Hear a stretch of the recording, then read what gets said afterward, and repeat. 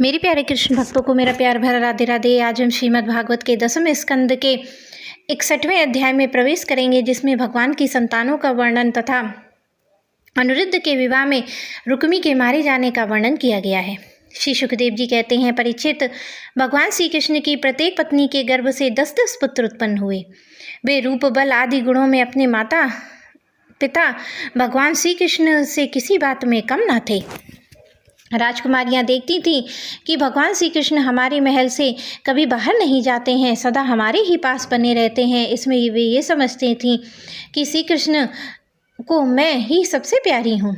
परीक्षित, सच पूछो तो वे अपने पति भगवान श्री कृष्ण का तत्व, उनकी महिमा नहीं समझती थी।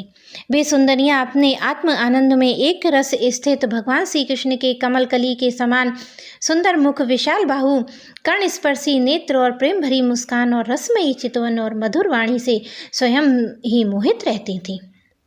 वे अपने श्रृंगार संबंधी हाव भाव से उनके मन को अपनी ओर खींचने में समर्थ ना हो सकीं। वे 16,000 से अधिक थीं। अपनी मंद मंद मुस्कान और तिरछी चितवन से युक्त मनोहर भवों के इशारे से ऐसे प्रेम के बाण चलाती जो काम कला के भाव से परिपूर्ण होते थे, परंतु किसी प्रकार से किन्हीं साधनों के द्वारा वे भगवान के मन और इंद्रियों में चंचलता नहीं उत्पन्न कर सके।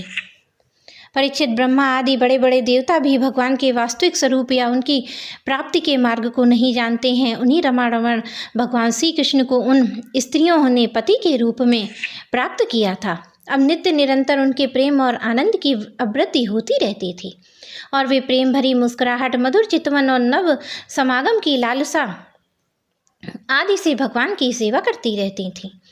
उनमें से सभी पत्नियों के साथ सेवा करने के लिए सैकड़ों दासियां रहती थीं। फिर भी जब उनके महल में भगवान पधारते थे, तब वे स्वयं आगे जाकर आदरपूर्वक उन्हें लिवा लातीं, श्रेष्ठ आसन पर बैठातीं, उत्तम सामग्रियों से उनकी पूजा करतीं और चरण कमल पखारतीं, पान लगाकर खिलातीं, पाँव दबाकर थकावट दूर करतीं, पंखा झलतीं, इत्र, फुलेल, चंदन आदि लगातीं, फूलों के हार पहनाती, केस संवारती, सुलाती, स्नान करती और अनेक प्रकार के भोजन करवाकर अपने हाथों से भगवान की सेवा करती।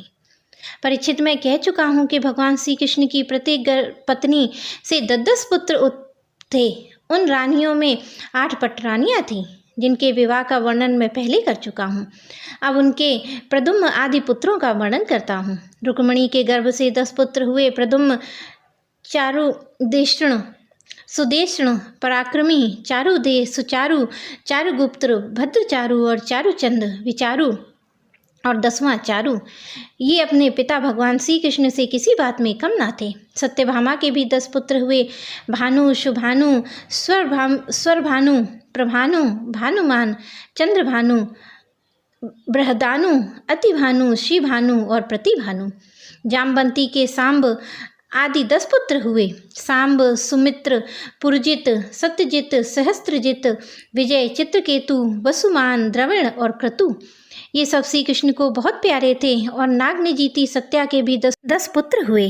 वीर, चंद्र, अश्वेन, चित्रगु, वेगवान, वृष, आम, शंकु, वसु और परम तेजस्वी कुंती। कालिंदी के भी 10 पुत्र थे। श्रुत, कवि, वृष, वीर, सुबाहु, भद्र, शांति, द्रस, पूर्णमास और सबसे छोटा सोमक। मध्य प्रदेश की राजकुमारी लक्षणा के गर्भ से प्रघोष, गात्रवान, सिंह, बल, प्रबल, ऊर्ध्ववर्ग, महाशक्ति, सह, ओज और अपराजित नाम का जन्म हुआ। मित्रविंदा के भी पुत्र थे। वृक, हर्ष, अनिल, ग्रंथ, वर्धन, अनाद, महास, पावन, वही और क्षुधि। भद्रा के भी पुत्र थे। संग्रामजीत, बृहत्सेन, सूर, प्रहण, अरिजिति, जय, सुभद्र, वाम, आयु और सत्यक। इन पटरानियों के अतिरिक्त भगवान की रोहिणी आदि 10,016 100 भी पत्नियां थीं। उनके दीप्तिमान और ताम्र तप्त आदि 10-10 पुत्र हुए। रुक्मिणी नंदन प्रद्युम्न का मायावती रति के अतिरिक्त भोजकट नगर के निवासी रुक्मी की पुत्री रुक्मवती से भी विवाह हुआ। उसी के गर्भ से परम बलशाली अनिरुद्ध का जन्म हुआ। परीक्षित, श्री कृष्ण के पुत्रों की माताएं ही 16,000 से अधिक थीं, इसलिए उनके पुत्रों की संख्या करोड़ों तक पहुंच गई। राजा परीक्षित ने पूछा, परम ज्ञानी मुनीश्वर, भगवान श्री कृष्ण ने रणभूमि में रुक्मी का बड़ा तिरस्कार किया था, इसलिए वह सदा इस बात की घात में रहता था कि अवसर मिलते ही श्री कृष्ण से उसका बदला लूं, उनका काम तमाम कर डालूं।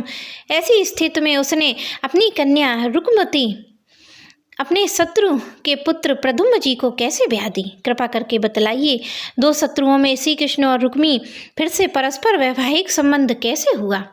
आपसे कोई बात छिपी नहीं है, क्योंकि योगी जन भूत भविष्य वर्तमान की सभी बातें भली भांति जानते हैं। उनसे ऐसी कौन सी बात छिपी नहीं रहती है जो इंद्रियों से परे है और बहुत दूर है, अथवा बीच में किसी वस्तु की आड़ होने के कारण नहीं दिखती है। श्री सुखदेव जी कहते हैं, परीक्षित, प्रद्युम्न जी मूर्तिमान कामदेव थे। उनके सौंदर्य और गुणों पर रीझ कर रुक्मवती ने स्वयंवर में उन्हीं को वरमाला पहना दी। प्रद्युम्न जी ने युद्ध में अकेले ही वहां इकट्ठे हुए नरपतियों को जीत लिया था और रुक्मवती को हर लाए। यद्यपि भगवान श्री कृष्ण से अपमानित होने के कारण रुक्मी के हृदय में क्रोधाग्नि शांत नहीं हुई थी, वह अब भी उनसे वैर की गांठ बांधे हुए था। फिर भी अपनी बहन रुक्मिणी जी को प्रसन्न करने के लिए उसने अपने भांजे प्रद्युम्न को अपनी बेटी ब्याह दी। परीक्षित, 10 पुत्रों के अतिरिक्त रुक्मिणी जी के एक परम सुंदरी बड़े नेत्रों वाली कन्या थी, उसका नाम था चारुमती। कृतवर्मा के पुत्र बलि ने उसके साथ विवाह किया था।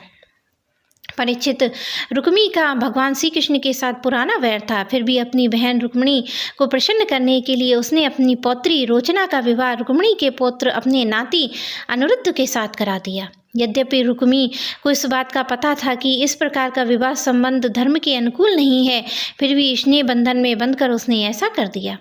परीक्षित, अनिरुद्ध के विवाह उत्सव में सम्मिलित होने के लिए भगवान श्री कृष्ण, बलराम जी, रुक्मिणी जी, प्रद्युम्न, शांब आदि द्वारकावासी भुजगट नगर में पधारे।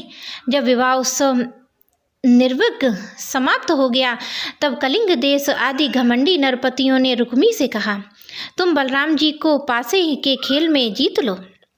राजन, बलराम जी को पासे डालने तो आते ही नहीं है, परंतु उन्हें खेल का बहुत बड़ा व्यसन है। उन लोगों के बहकाने में रुक्मी ने बलराम जी को बुलवाया और वह उनके साथ चौसर खेलने लगा। बलराम जी ने पहले 100, फिर 1000 और इसके बाद 10,000 मोहरों का दांव लगाया। उन्हें रुक्मी ने जीत लिया। रुक्मी जी की जीत होने पर कलिंग नरेश दांत दिखाकर ठाका मारकर बलराम जी की हंसी उड़ाने लगे।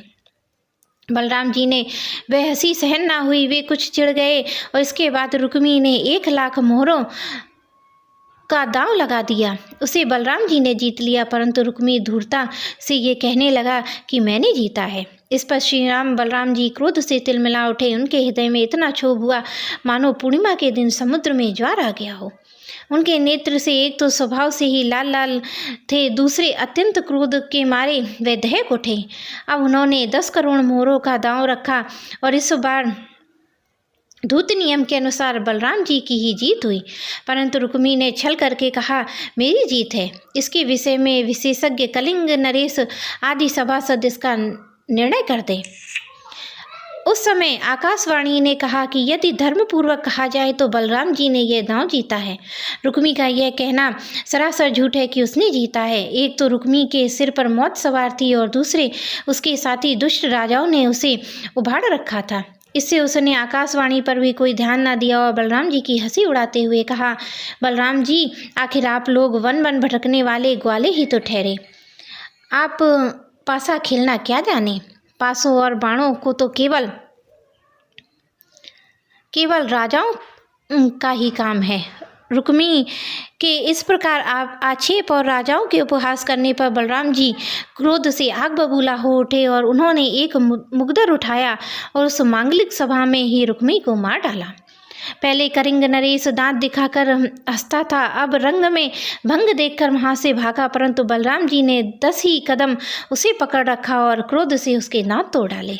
बलराम जी ने अपने मुगदर की चोट से दूसरे राजाओं की भी बाँह, जांग, सिर आदि तोड़ फोड़ डाले। वे खून से लथपथ थे और भयभीत होकर वहां से भागते बने। परीक्षित भगवान श्री कृष्ण ने यह सोचकर कि बलराम जी का समर्थन करने से रुक्मिणी जी अप्रसन्न होंगी और रुक्मी के वध का बुरा बतलाने से बलराम जी रुष्ट होंगे, अपने साले रुक्मी की मृत्यु पर भला बुरा कुछ भी ना कहा। इसके बाद अनिरुद्ध का विवाह और शत्रु का वध दोनों प्रयोजन सिद्ध हो जाने पर भगवान के आश्रित बलराम जी आदि यदुवंशी नवविवाहिता दुल्हन रोचना के साथ अनिरुद्ध जी के श्रेष्ठ रथ पर चढ़कर भोजकट नगर से द्वारकापुरी चले आए। मेरे प्यारे कृष्ण भक्तों को मेरा प्यार भरा राधे राधे।